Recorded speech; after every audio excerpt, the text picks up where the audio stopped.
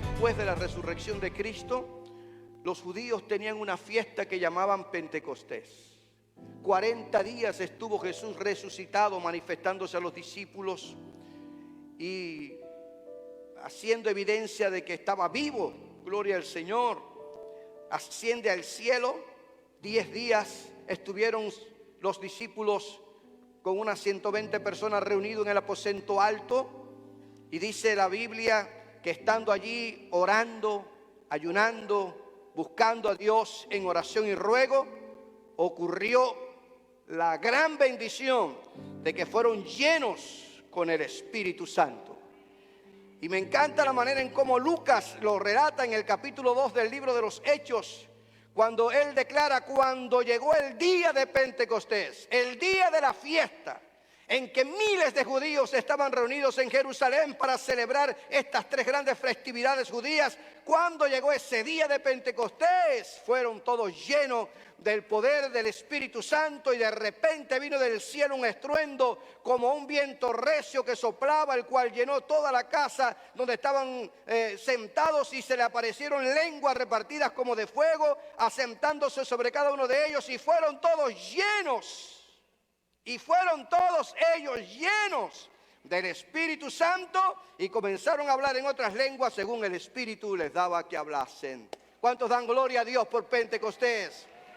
Alabado sea el nombre del Señor. Aleluya. Realmente hoy es un día significativo. Estamos precisamente recordando ese momento histórico en el que surge la iglesia, se confirma la iglesia naciente, es llena, investida del poder del Espíritu Santo, y a partir de ahí comienzan a ocurrir acontecimientos significativos que Lucas muy magistralmente nos registra en el libro de los Hechos. Escribe su primer tratado, el Evangelio según Lucas, hablando acerca de todo lo que Jesús comenzó a hacer y todo lo que el ministerio público de Jesús impactó a aquella comunidad de judíos. Y continúa la historia de la iglesia que Cristo fundó en el libro de los Hechos. Y aquí en el capítulo 2 nos narra esta preciosa historia del día de Pentecostés, cuando vino el Espíritu Santo sobre aquellos 120 y comenzaron a hablar en otras lenguas según el Espíritu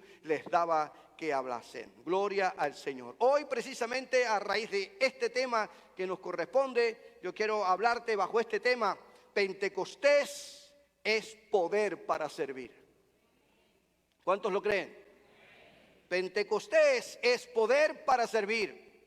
Pentecostés no es un show.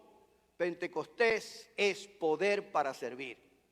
Pentecostés no es demostrar que yo sí soy y que el otro no. Pentecostés es poder para servir.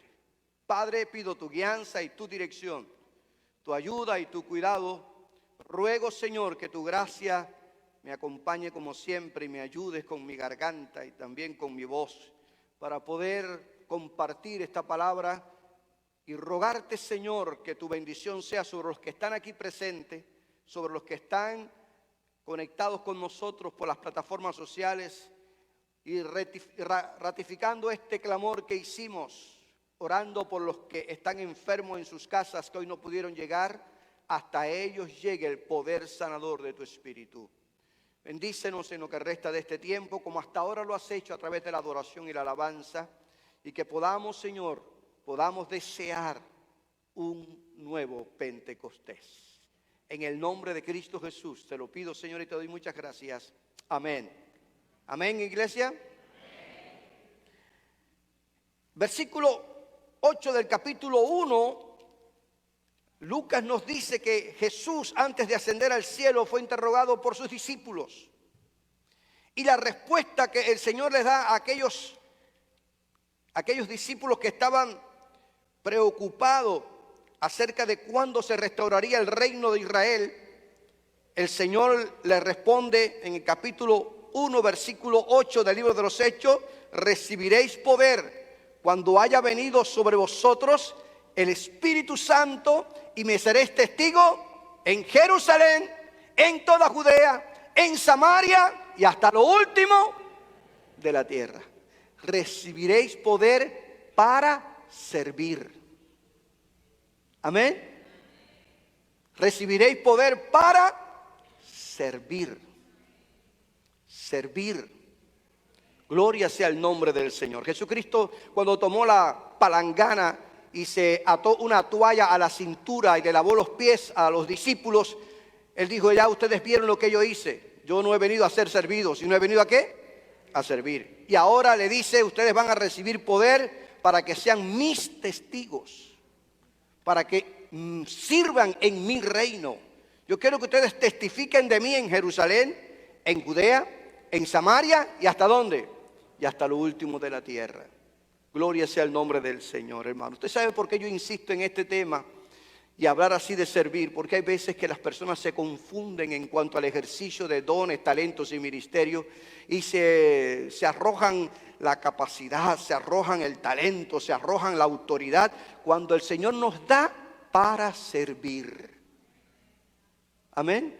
Servir, gloria al Señor. Así que hoy te invito a valorar el tema de Pentecostés, pero desde un punto de vista en el que quiero analizar los efectos que se registran en los primeros 4 capítulos del libro de los Hechos. No se asuste, usted dice 4 capítulos, si el pastor con un versículo nos habla 1 hora, pues dígame usted 4 capítulos. No te asuste, que yo estoy temblando, como decimos, Pero quiero usar algunos detalles que Lucas registra en los primeros 4 capítulos, o en los primeros 2, 3 y 4 capítulos del libro de los Hechos, posterior al advenimiento del Espíritu Santo. 3 grandes verdades apenas deseo compartir con ustedes referente al poder que recibió la iglesia para extender y servir en el reino de Dios en el primer siglo, y que la iglesia de hoy lo experimenta y lo puede experimentar también. Gloria al Señor. En primer lugar, yo creo que el Espíritu de Dios en Pentecostés capacitó a la iglesia, capacitó a esa iglesia naciente, a esos 120 hombres y mujeres, entre ellos María, la madre de Jesús, estaba ahí, y les impartió poder para predicar con unción el mensaje del Evangelio. Sí, hermanos, con unción, el poder del Evangelio. Después de la experiencia del día de Pentecostés, en que los 120 presentes que estaban allí en aquel aposento alto por 10 días orando, esperando la venida del Espíritu Santo, ellos hablaron en otras lenguas según el Espíritu les daba que hablasen.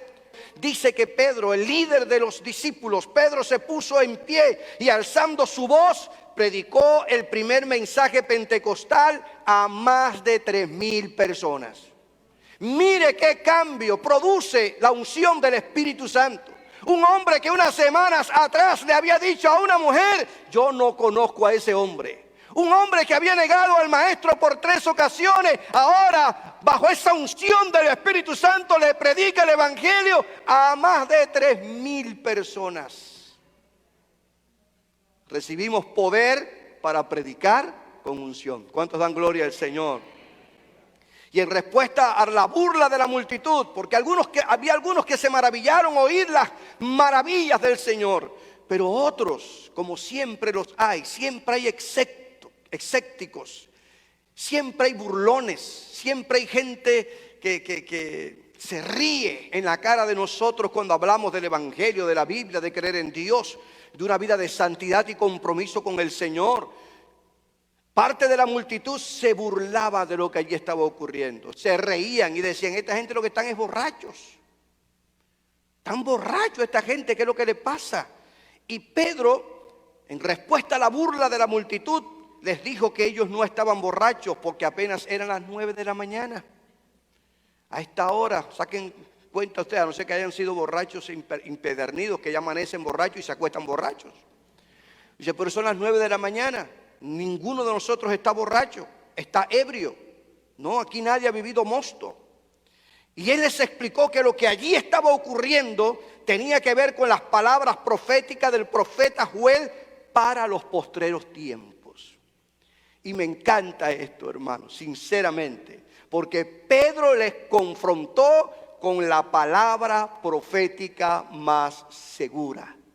Si hay algo que desmorona, que desmantela todo argumento filosófico, es el poder de la palabra. Si hay algo que anula toda burla y toda risa, es el poder de la palabra. Pedro confrontó a aquella gente con la palabra. ¿De quién habló Pedro? De la profecía de Joel. Y asoció los postreros días con el acontecimiento que estaba ocurriendo, que posteriormente tendrá otro cumplimiento profético. Nosotros entendemos por escatología que las profecías pueden tener un primer cumplimiento y un segundo cumplimiento. Lo cierto es que Pedro apela a la palabra, gloria a Dios, a la palabra profética más segura. Y citó 3 pasajes del Antiguo Testamento para demostrar que lo que allí estaba sucediendo no era más que el cumplimiento de la palabra de Dios. Citó la profecía de Joel y citó 2 salmos de David, donde David reconocía que Dios le había dado una promesa que se establecería un descendiente suyo en el reino, y reconocía que era el Mesías, el Hijo de Dios. Gloria sea el Señor. Pedro presentó y defendió a Jesucristo como al Mesías de Israel. Apeló a las Escrituras, habló de la palabra, habló de la Escritura y les demostró por la palabra que Jesús Nazareno, a quien ellos pidieron a Pilato que lo crucificara, Dios lo resucitó de entre los muertos y está vivo. Y ellos, los discípulos, ellos eran testigos de que Jesús vivía, que Jesús había resucitado, que Cristo está vivo y que vive para siempre. Gloria sea el nombre del Señor.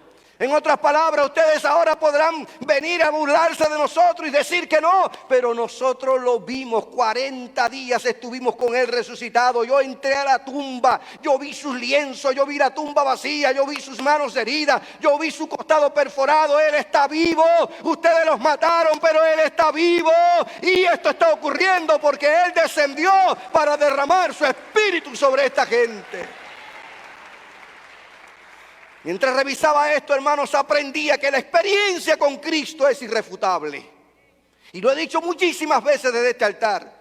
No sabremos mucho de teología, no podremos explicar mucho de escatología o neumatología o todas esas cantidades de palabras raras y extrañas, pero la experiencia que usted tiene con Cristo es irrefutable. Gloria a Dios. El Sanedrín despreciaba a estos vulgares pescadores, pero ellos tenían una experiencia con Cristo y reconocían que habían estado con Jesús. Y Pedro les dice: esto ocurrió porque ese Cristo que ustedes mataron, ese Cristo que ustedes crucificaron, este Cristo a quien ustedes llevaron delante de Pilato y lo acusaron, estuvo muerto, pero Dios lo resucitó y está vivo, y nosotros somos sus testigos. Dan gloria a Dios. Qué lindo, porque Pedro en su discurso, de forma progresiva, me encanta, y yo no creo que Pedro fuera un curso de homilética, pero es extraordinario ver la manera en cómo el Espíritu de Dios lo dirigió en este sermón. Él le dice: el Cristo resucitado fue exaltado por la diestra del Dios Padre, y ese Cristo que ustedes menospreciaron, a quien el Padre lo resucitó, recibió toda autoridad para derramar el Espíritu Santo sobre todos los creyentes. La piedra que ustedes desecharon ha venido a ser la piedra angular, la cabeza, la base, el fundamento de la iglesia. Gloria a Dios. Dios le ha hecho Señor y Cristo, y estas palabras son desafiantes para un judío de aquel primer siglo. Decir que Cristo era el Señor y Cristo, para que todos fundamenten su fe en Cristo como Señor y Salvador. Gloria a Dios. No cabe en dudas, hermanos, que el primer sermón que predicó Pedro fue un sermón cristocéntrico. Pedro no vino a decirle: yo caminé sobre las aguas, yo eché fuera demonios durante el ministerio público de Jesús. Vengo a hablarle de lo que yo soy. ¿De quién predicó Pedro? De Cristo. ¿A quién exaltó Pedro? A Cristo. ¿A quién levantó Pedro en alto? A Cristo. Un mensaje totalmente cristocéntrico. Porque lo que estaba ocurriendo allí era fruto de lo que el Padre había hecho con Cristo. Cristo fue resucitado, fue exaltado y recibió autoridad y poder para derramar el Espíritu Santo sobre aquellos que estaban allí. Él ya se lo había prometido a sus discípulos. Ya Él le ha dicho: si yo no me fuere, no vendrá el Espíritu Santo, pero el día que yo venga, enviaré el Espíritu Consolador y estará con usted en cada momento, en cada instante. Gloria al Señor. Y la iglesia tiene que levantar en alto el nombre de Jesucristo. Un mensaje totalmente cristocéntrico, hermanos. Las palabras de Pedro conmovieron a la multitud, porque cuando hablamos de Cristo, el Espíritu de Dios hace real el mensaje de Cristo en el corazón de la gente. ¿Dicen amén? Las palabras de Pedro, según Lucas, conmovieron tan profundamente a aquellas personas que le escucharon, que le preguntaron qué debían hacer. Cuando los confronta con la verdad, ellos se sienten que necesitan tomar una decisión y le preguntan a Pedro: ¿qué debemos hacer? Como lo hizo aquel carcelero de Filipos. Aquel carcelero de Filipos, ante el milagro que había ocurrido en la cárcel de Filipos, que se abrieron las puertas ante la canción, la oración y la alabanza y la adoración de Pablo y de Silas. Él vino a los pies de Pablo y le dijo: señores, ¿qué debo hacer para ser salvo? Porque cuando la gente es confrontada con el poder de Dios, requiere una decisión. Amén. Y ahora esta multitud vinieron donde Pedro y le dijeron: ¿qué debemos hacer para ser salvos? Tal vez no solamente se referían a ellos como tal, sino como nación. ¿Qué debemos hacer para ser salvos? Y Pedro, sin perder tiempo, le lanza este llamado, que aparece en Hechos capítulo 2, versículo 38. Cambien su manera de pensar y de vivir, y bautícese cada uno de ustedes en el nombre de Jesucristo. Gloria al Señor. Así Dios les perdonará sus pecados y recibirán el Espíritu Santo como regalo. Arrepentíos y bautícese. Gloria al Señor. Cada uno de vosotros en el nombre de Jesús. Es un llamado al arrepentimiento. Es un llamado a reconocer que están lejos de Dios y que necesitan conocer el nombre de Jesús. Cuando esto ocurre, entonces viene el perdón de Dios y como bendición viene el Espíritu Santo como regalo. Dan gloria a Dios. Y comenta Lucas, hermanos, que aquella gente que recibió la palabra que Pedro les predicó, fueron bautizados y se añadieron aquel día como 3,000 personas. ¿Dicen amén?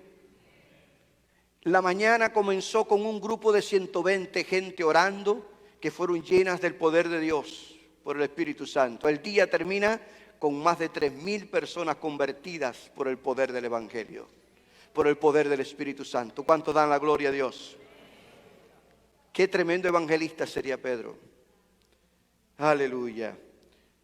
Tanto el sermón de Pedro, el día de Pentecostés, como el que predicó en el pórtico de Salomón, después de sanar el cojo de la puerta la hermosa del templo, del cual hablaremos por unos minutos más adelante.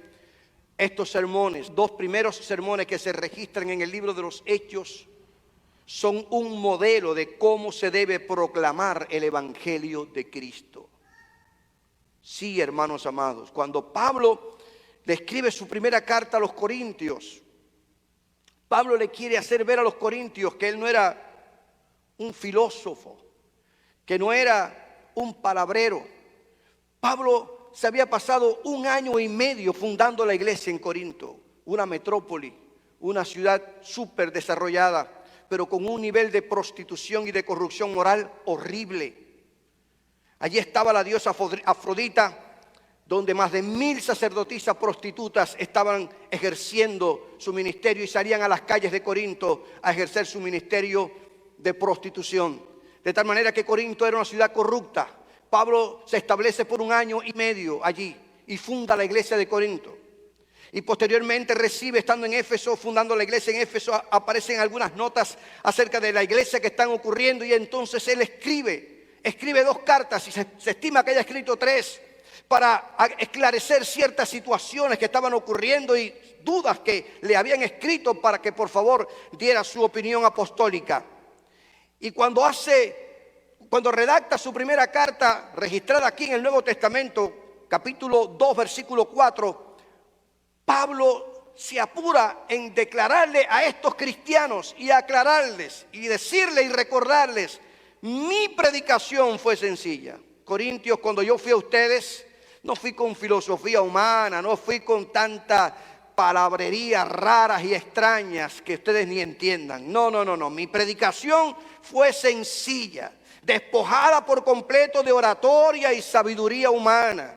Pero el Espíritu Santo, note usted, la respaldaba con poder y demostraba a los oyentes que el mensaje que les comunicaba lo había enviado Dios.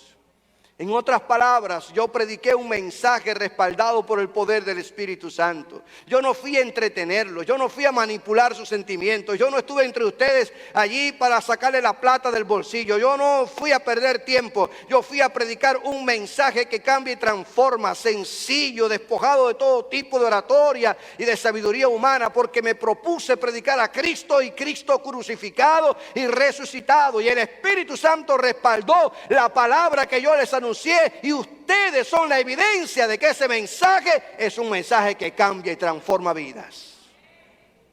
Ustedes son mi mayor credencial, son cartas escritas, transformadas por el poder del Evangelio. Aleluya. Creo, hermanos, en este punto que el poder que se le imparte a la iglesia por medio del Espíritu Santo es para que seamos testigos de Cristo.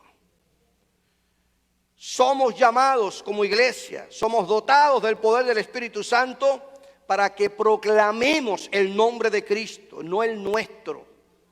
Para que prediquemos el Evangelio de Cristo, no nuestras ideas y filosofías. Para que llamemos al pecador al arrepentimiento y reciba el perdón de sus pecados. El Señor ha establecido su iglesia y la ha llenado de su Espíritu Santo para que engrandezca, exalte y glorifique el nombre de Jesucristo. Gloria a Dios. Tenga cuidado, y no me canso de decir esto desde este altar y no me da pena decirlo. Tenga cuidado con esas personas que se pasan 45, 50 minutos hablando de ellos y de sus ministerios, y Cristo está ausente del mensaje. La iglesia fue fundada por Cristo para que el nombre de Cristo sea glorificado y exaltado. Aleluya. No hay otro camino para ir al cielo que no sea Jesucristo. Él lo dijo, Juan 14, versículo 6, yo soy el camino, yo soy la verdad y la vida. Nadie va al Dios verdadero si no es a través de mí. Los apóstoles ante el Sanedrín dijeron: porque hay un solo nombre dado a los hombres bajo el cielo en cual podamos ser salvos, y ese es el nombre de Jesucristo. Pero hay otro detalle que quiero significarte posterior al día de Pentecostés. El poder del Espíritu Santo vino para predicar con unción, y lo vemos.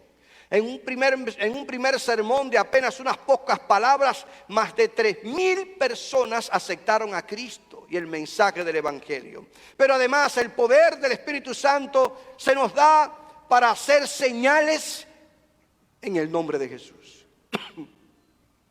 Para hacer señales en el nombre de Jesús. ¿Dicen amén?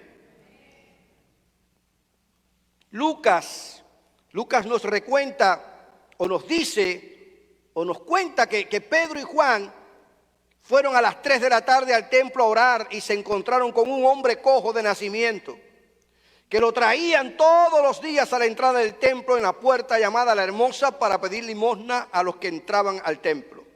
Después que ocurrió Pentecostés, los apóstoles judíos de nacimiento, gente observadora de la ley, siguieron con los mismos ritos judíos. 3 de la tarde en el templo había una reunión de oración y ellos fueron a orar. No dijeron: ya hemos recibido el Espíritu Santo, ya a nosotros no nos hace falta orar y nos hace falta... No. A las 3 de la tarde había una reunión de oración y ellos fueron a orar al templo. Como buenos judíos, fueron a cumplir ese tiempo de búsqueda y de clamor a Dios. Y resulta que en una puerta del templo llamada La Hermosa había un cojo de más de 40 años que era llevado todos los días para pedir limosna. No había asistencia social en aquel tiempo. No había. fondos. Jerusalén, la ciudad de Jerusalén, el alcalde de Jerusalén no tenía plata para auxiliar a los desvalidos. Y entonces, para poder subsistir, la familia lo llevaba allí para que pidiera plata. Como iban tanta gente, ellos conocían los horarios.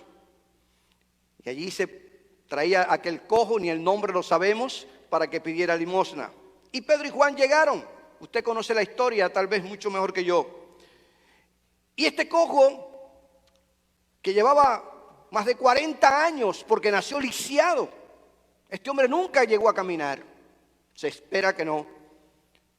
Ignorando quiénes eran Pedro y Juan, les rogaba que le diesen limosna, como todo el mundo. Le extendía la mano, no sé cómo, de qué forma lo haría, pero Lucas dice que le rogaba que les diesen limosna. Pero Pedro con Juan, dice Lucas capítulo 3, versículos 3 al 5, para aquellos que buscan en sus Biblias, Pedro con Juan, fijando en él los ojos, le dijo: míranos. Entonces él les estuvo atento, esperando recibir de ellos algo. Imagínense, dije, tal vez el cojo dijo: de esta gente hoy voy a recibir lo que en el día no he recibido. Míranos, le dijeron. Y el hombre esperó una buena limosna. Pero, hermanos, ¿cuál sería la sorpresa? ¿Cuál sería la sorpresa? Que estos dos hombres no podían satisfacer su necesidad material en el momento, pero traerían algo superior a lo que él estaba requiriendo. Gloria al Señor. Porque dice la Escritura en el capítulo 6, en el versículo 6, capítulo 3 del libro de los Hechos, que Pedro le dijo: no tengo oro ni plata, pero de lo que tengo te doy. En el nombre de Jesucristo de Nazaret, levántate y anda. Gloria sea el nombre del Señor. No tengo dinero para darte, pero de lo que he recibido te voy a dar. Te voy a dar esto que he recibido en el nombre de Jesucristo de Nazaret. Levántate y anda. Alabado sea el nombre del Señor. Aunque ellos no tenían dinero para darle a este pobre hombre una mísera limosna, tal vez sí estaban conscientes del poder que habían recibido por medio del Espíritu Santo. Seguros estaban, hermanos. De ahí que Pedro le dijera al cojo: de lo que tengo te doy, de lo que he recibido de Dios te doy. En el nombre de Jesucristo de Nazaret, levántate y anda. Y ocurrió aquel milagro que Lucas describe, diciendo: enseguida Pedro lo tomó de la mano, derecha y lo levantó. En ese mismo instante, las piernas y los pies de aquel hombre se hicieron fuertes, y de un salto se puso en pie y empezó a caminar. Sin más, entró en el templo con Pedro y Juan, caminando y saltando y alabando a Dios. Gloria al Señor. Aleluya. Lo que Dios hace es poderoso. Pero quiero significar, hermanos, que aquel hombre de más de 40 años estaba completamente sano por el poder del nombre de Jesús. Una vez más, el Espíritu Santo respaldaba a Pedro y a Juan, confirmando que estaban llenos del poder de Dios para glorificar a Cristo. ¿Y qué significó? Que la unción y el poder del Espíritu Santo que ellos recibieron en Pentecostés les capacitó para hacer señales y prodigios, milagros y sanidades en el nombre poderoso de Jesús. Ya Cristo le había dado la gran comisión antes de ascender al cielo, y les había dicho: en mi nombre echarán fuera demonios, en mi nombre pondrán las manos sobre los enfermos y sanarán. Es en el nombre de Jesús en el que la iglesia hace señales y prodigios. Es en el nombre de Jesús donde se esconde todo el poder. La Trinidad respalda el nombre de Jesús. En el nombre de Jesús hay poder. Es en ese nombre poderoso en el que se echan fuera demonios, se sanan los enfermos y se pide que la gloria de Dios llene la iglesia. Si hay una llave que abre el libro de los Hechos, de las 3 llaves que abren el libro de los Hechos, entre ellas que predicaron la palabra, le dieron oportunidad al Espíritu Santo de obrar como quiso. La tercera llave que abre el libro de los Hechos es que todo lo hicieron en el nombre de Jesucristo de Nazaret. Los apóstoles, léalo con detenimiento, todos ellos lo hicieron, todo lo hicieron en el nombre de Jesucristo de Nazaret.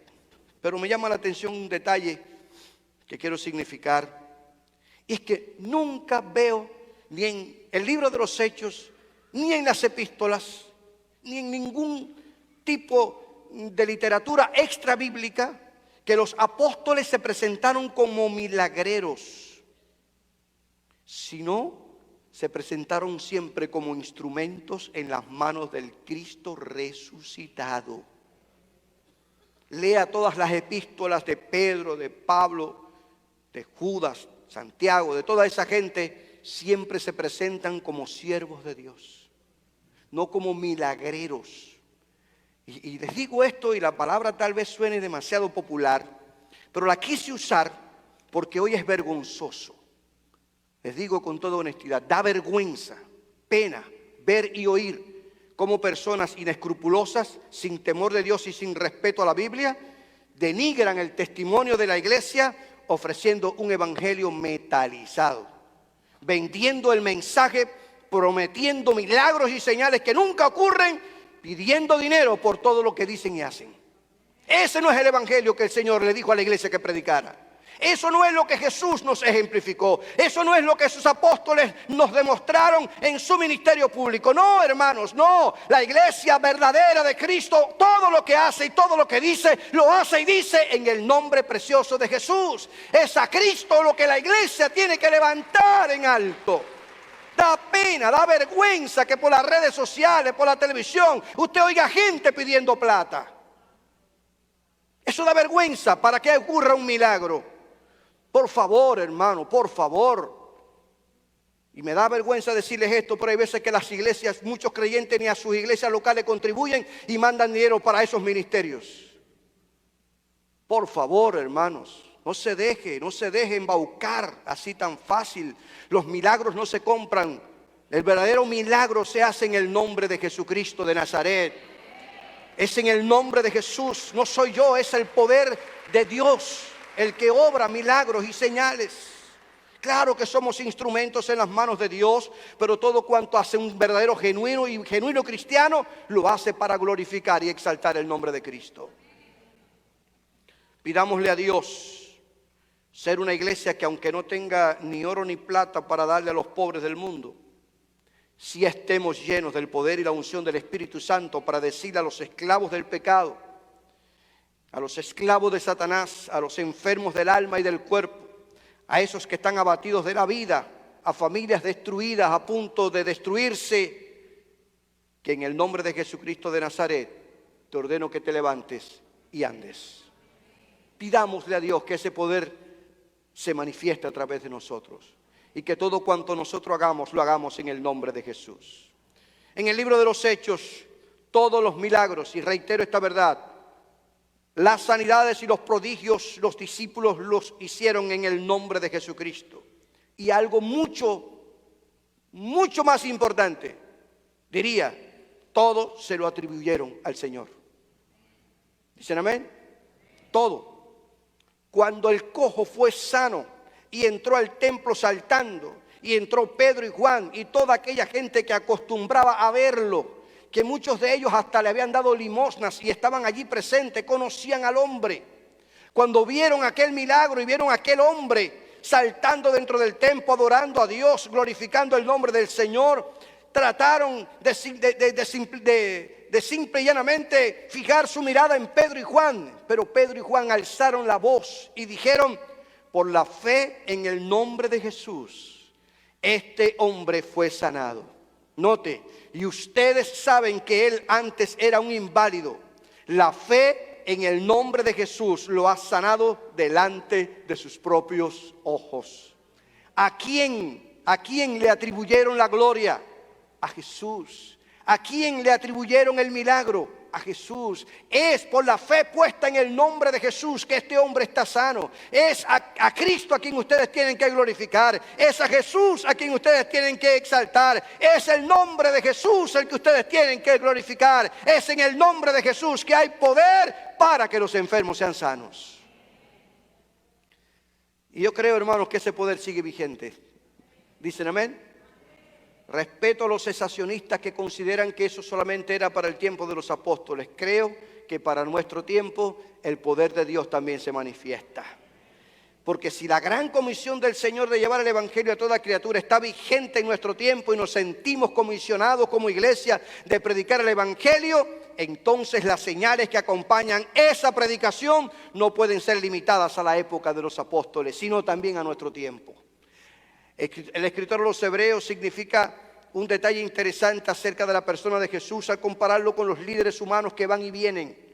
Él dice, Jesucristo es el mismo ayer, hoy y por los siglos. No cambia. Y en el nombre de Jesús hay poder. ¿Dicen amén? Gloria sea el nombre del Señor. En la gran comisión, el Señor dijo en Marcos capítulo 16, en mi nombre, los que creen en mi nombre. Así que nosotros creemos que en este tiempo el Señor sigue haciendo milagros. Amén. Y un tercer elemento que quiero significar en el libro de los Hechos, a continuación de lo que estábamos diciendo, es que el Espíritu de Dios que vino en Pentecostés no solo dio poder para predicar el mensaje con unción. El Espíritu de Dios no solamente vino el día de Pentecostés para hacer milagros en el nombre poderoso de Jesús y que entendiéramos que en el nombre de Jesús es que ocurren las señales, sino que además dio poder para enfrentar la oposición. Sí, hermanos, porque todos diríamos, wow, deberían de haber hecho una fiesta grande al ver que este cojo fue sano. 40 años mendigando. Y verlo de momento caminar, toda la ciudad debió haber hecho una fiesta. ¿Sí o no? ¿Ustedes están todos despiertos?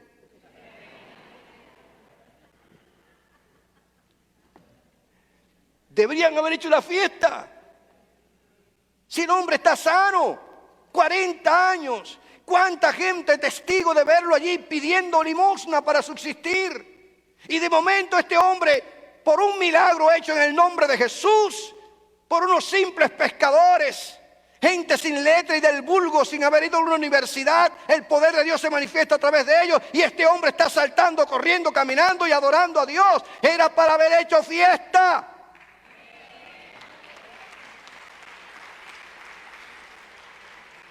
Pero qué pena, no ocurrió así. Y Lucas no significa esta historia. Dice la Escritura en el capítulo 4 del libro de los Hechos que Pedro aprovechó la oportunidad de la sanidad del cojo para predicar en el templo su segundo sermón cristocéntrico. Pedro no perdió tiempo. Aquel que había negado a Jesús hacía unas semanitas atrás, Pedro había negado a Jesús. Recuerden ustedes, había dicho, yo no lo conozco ni tengo nada que ver con este hombre. Hasta se mortificó y maldijo. Ahora, después del Pentecostés, no tiene pelos en la lengua para hablar de Cristo. No tiene temor en lo absoluto. Se para en Pentecostés y predica su primer sermón y se convierte en más de 3,000 personas. Ahora la gente se congrega en el pórtico de Salomón. Todos aquellos que habían llegado a la hora de la oración se reunieron y dijo Pedro, esta es mi oportunidad. Es algo que tenemos que aprender. Hay quien estamos esperando las condiciones. Cuando todo esté condicionado, Señor, entonces yo saldré, yo iré, yo hablaré. Mira cuando aparezca la rubia por la puerta, y le comienzan a decir así una cantidad de cosas, pero Pedro no anduvo cuestionando ni estuvo preguntando. Se reunió la gente, esta es mi oportunidad, yo les voy a predicar. No tuvo temor de proclamar públicamente que aquel hombre estaba sano por la fe en el nombre de Jesucristo de Nazaret. Y dice Lucas además de ser médico e historiador, era un estadista, porque si usted se dará cuenta, Lucas significa números, muchos números, tanto en el Evangelio como en el libro de los Hechos. Dice Lucas que el número de los varones después de la predicación de Pedro en el pórtico de Salomón ya sumaban más de 5,000 varones. Y en aquel tiempo generalmente se contaban los varones, no las mujeres y los niños. Por ahí saque usted la cantidad de personas que ya en apenas una semana, aquel grupito que había comenzado con 120 en el aposento alto, contaban con más de 5,000 personas por la predicación ungida del Evangelio de Jesucristo. ¿Cuántos dan gloria a Dios por esto, hermanos? Y resulta que estaban predicando, Pedro estaba predicando, estaba emocionado predicando su sermón y hablando, y la gente se convirtió. Pero apareció la oposición. Fueron llevados ante los líderes del Sanedrín para ser interrogados por la sanidad del cojo. Este Sanedrín, ante quien Pedro y Juan fueron llevados, para aquellos que tal vez no conozcan este término, Sanedrín era el título que se le daba a la alta jerarquía religiosa de los judíos. Era la cúpula de los religiosos, fariseos, saduceos, escribas. Formaban parte, los sacerdotes, el sumo sacerdote, formaban parte de ese Sanedrín. Este mismo Sanedrín ante quien Pedro y Juan tenían que explicar la sanidad del cojo, era el mismo Sanedrín que semanas atrás había condenado a Jesús a la muerte. Y Pedro y Juan lo sabían. Ellos sabían que esta gente no era fácil, que todo lo que les restara protagonismo, ellos lo iban a condenar. Por lo tanto, fueron llevados ante este Sanedrín y ellos tendrían que defender su fe en Jesucristo ante este tribunal que estaba formado por los más ricos, intelectuales y poderosos de Jerusalén. Si semanas atrás Pedro había negado a Jesús, ahora lleno del poder del Espíritu Santo, estaba dispuesto a morir por Cristo y por la causa del Evangelio. El Espíritu de Dios en la vida de los creyentes marca una diferencia. Dicen amén. Y dice la historia, para no abrumarle mucho con estos detalles, que cuando los discípulos comparecieron ante el Sanedrín, esta alta jerarquía les preguntó, puestos allí delante de ellos, le preguntaron, ¿quién les ha dado potestad o autoridad para hacer esto? Entonces Pedro, lleno del Espíritu Santo, le respondió. Fíjese la pregunta que ellos le hacen. ¿Quién les ha dado potestad o autoridad para hacer esto? ¿Y habrá que pedir permiso a alguna autoridad religiosa para predicar el Evangelio de Cristo? ¿Y habrá que pedirle permiso a alguna autoridad religiosa para que en el nombre de Jesús se han hecho milagros y señales? Cuando el Señor nos los ha encomendado como iglesia. Dice Lucas que Pedro, lleno del Espíritu Santo, le respondió. Y la mayoría de los biblistas o de los comentaristas carismáticos consideran que aquí Pedro experimentó de nuevo la plenitud del Espíritu Santo, que produjo una repentina inspiración, trajo sabiduría y un valor inexplicable para proclamar la verdad de Dios delante de aquel tribunal.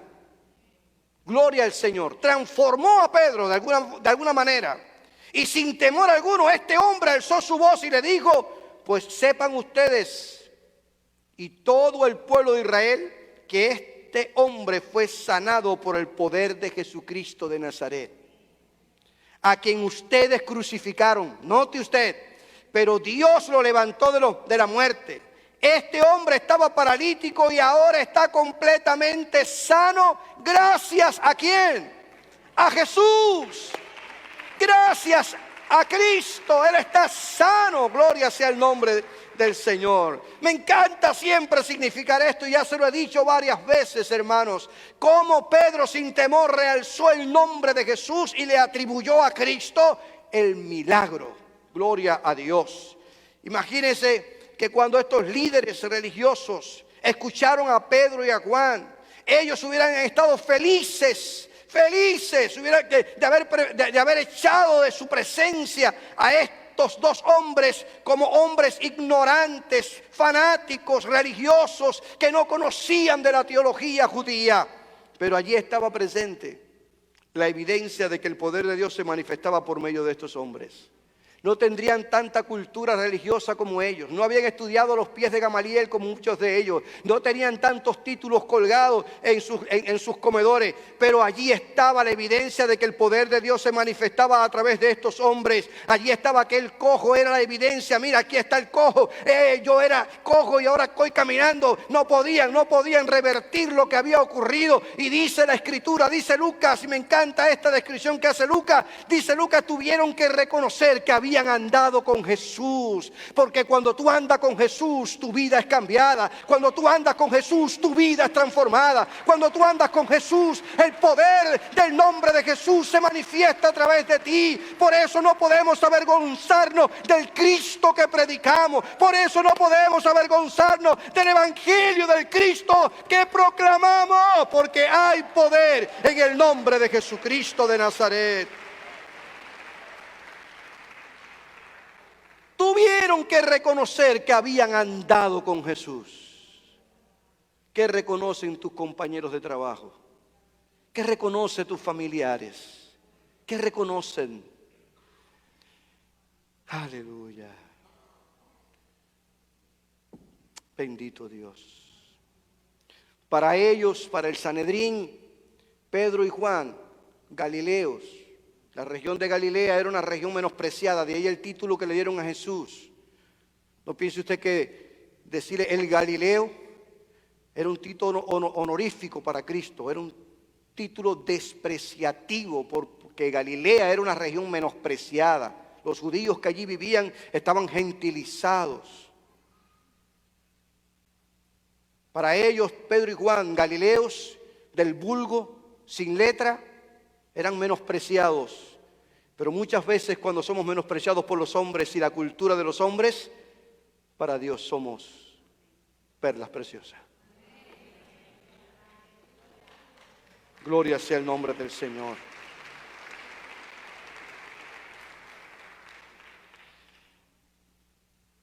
Aleluya. Lo único que pudieron hacer aquella gente, lo único. Bueno, creo que les leí Hechos 4:14. Déjenme proyectarle esta imagen.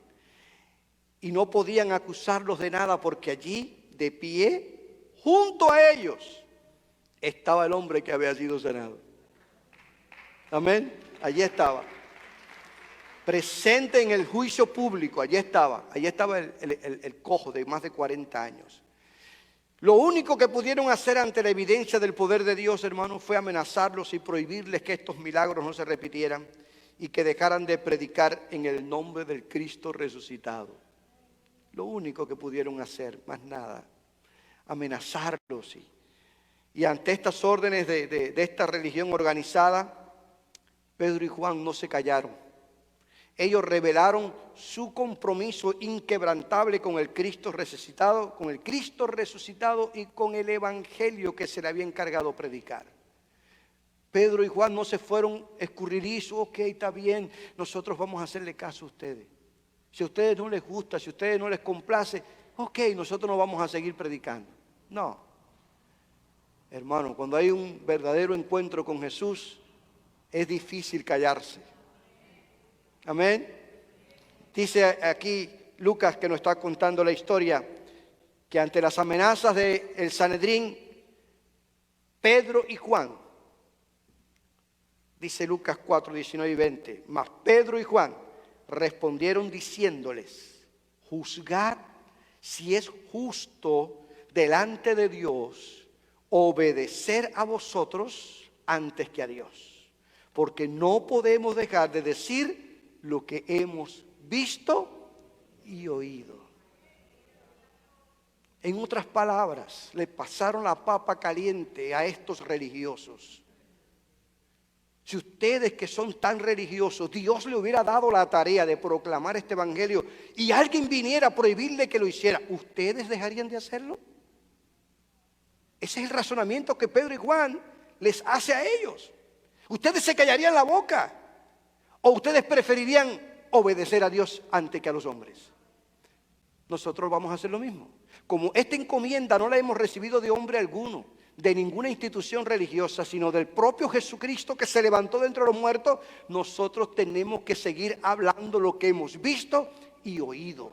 No podemos dejar de decir lo que hemos visto y oído. Tenemos que seguir hablando que Jesucristo sanó a los enfermos, levantó a los paralíticos, libertó a los cautivos de Satanás, desató allí las cadenas del diablo, resucitó muertos, hizo milagros, hizo derramar su espíritu sobre nosotros. Tenemos que seguir proclamándolo, tenemos que seguir diciéndolo. No podemos callarnos, no podemos callarnos, iglesia. No podemos callarnos. No podemos callarnos, iglesia. Nos hemos centrado en las paredes de un templo. Tenemos que hablar lo que Cristo ha hecho en nosotros y por nosotros. Basta de religión. Hay que hablar lo que Jesús ha hecho en nosotros. Lo que hemos visto y oído, lo que conocemos, la verdad del Evangelio, tenemos que proclamarla.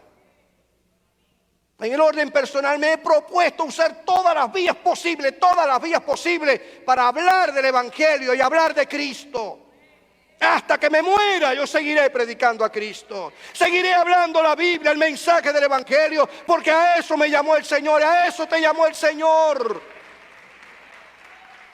Ninguno de nosotros tiene tal vez colgado en la casa un doctorado en teología, ni máster en divinidad. Ninguno hemos estudiado en una universidad famosa de los Estados Unidos, pero todos hemos tenido una experiencia con Jesucristo.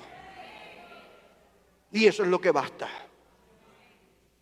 El otro día en la reunión de líderes yo le comentaba a ellos, mi madre aprendió a leer y a escribir con la Biblia. Una mujer analfabeta que se convirtió al Evangelio por un programa de radio, en medio de un campo donde ni los carros podían entrar. Con 8 hijos. Aprendió a leer y a escribir con la Biblia. Y por más de 30 años fue maestra de escuela dominical. Por más de 30 años formó una generación de creyentes. Una mujer impactada por el poder del Evangelio, que nunca se avergonzó de Cristo, que nunca se avergonzó de la Biblia. Que era capaz de levantarse 2, 3 de la mañana a orar, a clamar, irse hasta el templo caminando 5 de la mañana para atender un tiempo de ayuno y oración y clamor en una reunión matutina de oración. Porque lo que Dios hace con nosotros no podemos callarlo, hermanos. No podemos callarlo, no podemos callarlo, no podemos callarlo.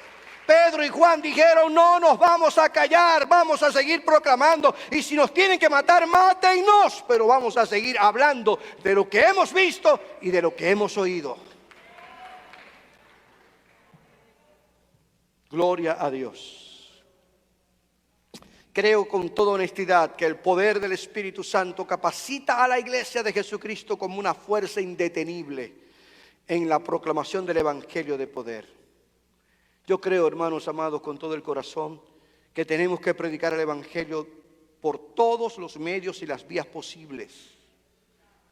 Porque las buenas nuevas de salvación no se pueden esconder. Se oponga quien se oponga, resista quien resista, el mundo tiene que oír el mensaje de la cruz. Amén. Gloria a Dios. Perdone que le diga esto e insista. Pero si ustedes en sus redes sociales tienen 3,000, 4,000 amigos, que esos 3,000 o 4,000 amigos sepan que usted es cristiana, que usted es cristiano. Comparta un mensaje de paz y esperanza, de salvación. Es la vía que en estos momentos llega a miles de personas. Utilicemos todos los recursos posibles, ese es mi lema en el orden personal. Gloria a Dios. Nos queda claro como iglesia que la lucha que tenemos que librar contra las fuerzas espirituales es fuerte. Satanás y todo su ejército y los enemigos de la iglesia se oponen y quieren frenar el avance de la iglesia y la predicación del Evangelio. Hoy gozamos de tener un templo lindo y precioso aquí con aire acondicionado, todos sentados en unas bancas espectaculares, con una transmisión en vivo por las redes sociales alcanzando a miles de personas. Pero hay lugares en este mundo donde no se puede hablar de Cristo. Hay lugares en este mundo donde la Biblia no se puede traer. Hay lugares en este mundo donde no se puede hablar del Evangelio. Y sin embargo, allí hay cristianos que están dispuestos y resueltos a dar su vida por la predicación del Evangelio. Tenemos que proclamar el Evangelio, hermanos. Gloria sea el nombre del Señor. Aleluya. Dios nos ha llamado, nos ha capacitado con un mensaje que cambia y transforma a las personas. Y nos ha dado las armas poderosas para que la obra del Señor no se detenga. ¿Dicen amén? Me encantan esas palabras del apóstol Pablo en su segunda carta a los Corintios, cuando está haciendo defensa de su apostolado. Él habla y aclarando a aquellos falsos maestros y apóstoles que se habían filtrado dentro de la iglesia y cuestionaban su ministerio. Él les habla de que las armas con las que Dios lo había capacitado a él no eran armas carnales, sino armas poderosas en Dios. Y ahí surge esta declaración tan preciosa que aparece en la segunda carta del apóstol Pablo, capítulo 10, versículo 4, y que yo se lo proyecto en esta versión de la Biblia del 60 de un lenguaje contemporáneo. Las armas con las que luchamos no son las de este mundo, sino las poderosas armas de Dios, y entre ellas esa unción y poder del Espíritu Santo, capaces de destruir fortalezas y desbaratar argumentos y toda altivez que se levanta contra el conocimiento de Dios, y de llevar cautivo todo pensamiento a la obediencia de Cristo. Hemos sido llamados como iglesia a ser soldados de la cruz, proclamadores del Evangelio. Y Dios nos ha respaldado con estas armas poderosas. Efesios capítulo 6, también Pablo describe allí una serie de armas con las que nosotros podemos pelear esta batalla espiritual. Estamos en este tiempo de tanta perdición, de tanta corrupción. Estamos viviendo un tiempo de tanta apatía y de tanto politeísmo, que la verdadera iglesia de Cristo tiene que alzar su voz y decir que solo en Jesús hay esperanza y salvación. No podemos negar el mensaje que hemos recibido. Y he hecho este escrito, para mí lo he hecho. Tengo que usar todos los medios posibles para alcanzar a todas las personas posibles en cualquier parte posible del mundo con el poderoso mensaje del Evangelio de la cruz. Amén. Gloria a Dios. Es indiscutible, hermanos amados, indiscutible, que vivimos tiempos totalmente diferentes a los tiempos de la iglesia del libro de los Hechos. Claramente que sí. Seguro que sí. Yo tengo mis pies puestos en la tierra. Pero Dios es el mismo. La esencia del Evangelio es la misma. Jesucristo es el mismo. La palabra que proclamamos es la misma y el Espíritu Santo es el mismo. El poder del Espíritu Santo sigue capacitando y respaldando a la iglesia para que proclame con poder y unción el poderoso mensaje del Evangelio. Así que debe ser nuestra oración, nuestro clamor diario, nuestro ruego todos los días, que el Espíritu Santo confirme el mensaje del Evangelio que predicamos, con señales y prodigios. Esa fue la oración de la iglesia primitiva. En que nuevas conversiones ocurran ante la proclamación del Evangelio. Que el poder del Espíritu Santo a través de nosotros destruya todos los argumentos y todos los planes de Satanás contra la iglesia de Cristo. Y que el Espíritu Santo haga realidad la vida de Cristo en cada uno de nosotros. Que seamos una iglesia poderosa en la palabra, poderosa en la oración, poderosa en la alabanza y la adoración. Una iglesia donde el poder del Espíritu Santo se manifieste y sigamos proclamando que solo hay poder en el nombre de Jesucristo de Nazaret.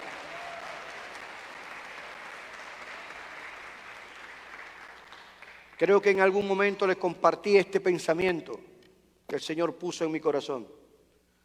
Un mundo enfermo necesita una iglesia saludable. Un mundo infestado de herejías necesita una iglesia firme, estable, solidificada en la verdad de Dios. Un mundo secularizado, frío y pragmático necesita una iglesia llena del poder del Espíritu Santo. Y le estoy pidiendo a Dios que esa iglesia sea la iglesia misionera de Tampa.